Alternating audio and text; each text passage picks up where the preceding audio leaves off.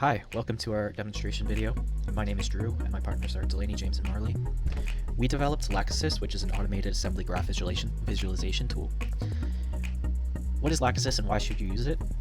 Essentially, other alternatives to our design required complex manual processes, but our design does that automatically and outputs it in a visual form for export to other tools like Clotho. So this is the general loop that our design functions under. The user inputs parameters, including optimizations, cost, or step and stage, parts to assemble. Then the user runs a simulation. The Python code calls the C++ function that has all of the necessary equations and algorithms. The algorithm displays an output, which returns to the Python code and then is displayed by the GUI. This is some of the code.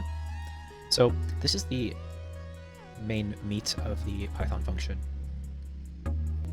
Step by step, what it does is it gets the inputs from the user in the GUI,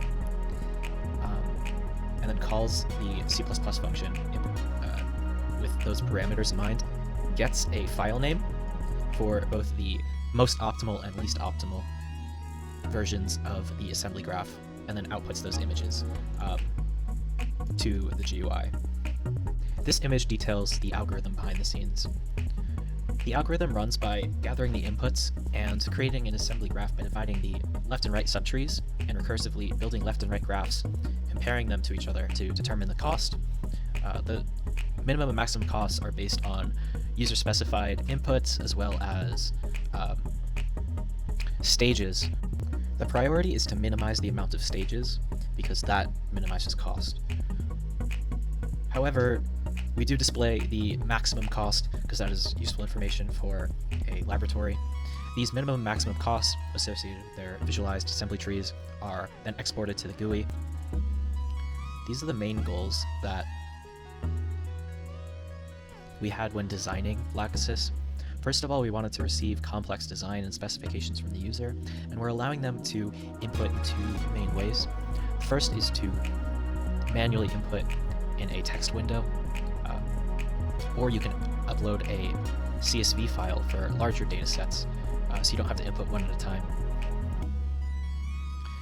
Enumerating every possibility lengthens runtime, so recursively comparing the possibilities is a much faster way to do it.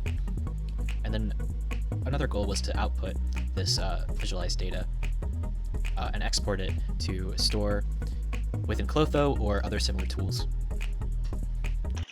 Next, we are going to do a technical demonstration that shows how the program would be run and operated. This folder contains all of the files you would possibly need to run the program. Starting with the file on your left is the data.csv file, and that is optional if you are entering a dataset of n parts. And then the project_gui.py and project CPP files are the ones that are necessary to run the program. We also use the test.csv file as another more exhaustive dataset to test the robustness of our algorithm. This is the dataset.csv file, which provides a small example of the datasets this program could handle as an input file. Each line represents an end goal part that is based on certain primitive parts, and to each primitive part, they are denoted by a period next to it. In this dataset, each primitive part is represented by a single alphabetical letter, but these primitive parts could also be anything such as promoter names or any other parts involved in DNA assembly. This is the test.csv dataset that we built to further exhaust some of the algorithm's capabilities, such as the ability for it to recognize repetitive sequences. It is not a required file to run the program. Next, we are moving to the project.cpp file, where we will walk through how the main algorithm works. The main function receives three parameters from the GUI: the part file name, the cost of each stage, and the cost of each step, all of which are specified by the user. The main function is then able to parse through each file line to send the respective end goal parts to the functions that create the assembly graphs and calculate the cost of the optimized and de-optimized graphs. These are then sent back to the main function, which then communicates with the GUI to print and display the assembly trees as well as the predicted costs. This function is a recursive function that effectively optimizes and de-optimizes the end goal part. It recursively breaks the end goal part down into left and right subtrees and calculates the respective costs of each of those graphs, keeping track of the best and worst graphs throughout the process and returning those final results in the end to send back to the main function. The graph parts are stored in a hash map to minimize runtime.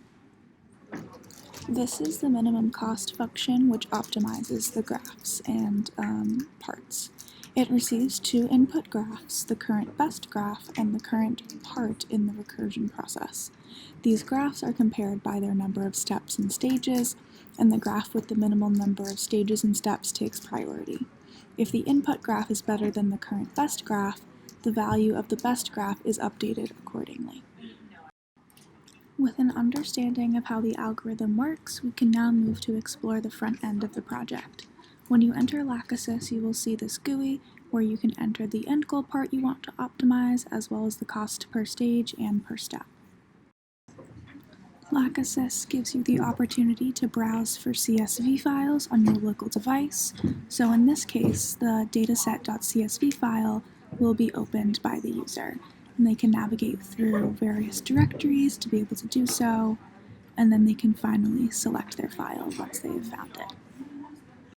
Once the file has been recognized by the GUI, the user can specify the cost per stage and per step before clicking on the Generate Assembly Protocols button to display the optimized and de-optimized assembly tree processes.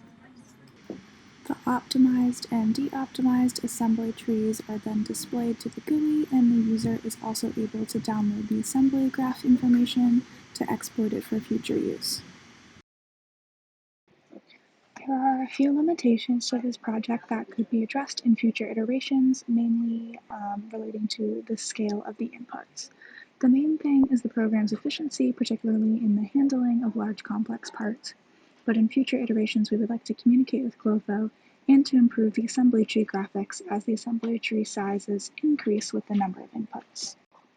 And that concludes our project demo. Thank you for listening.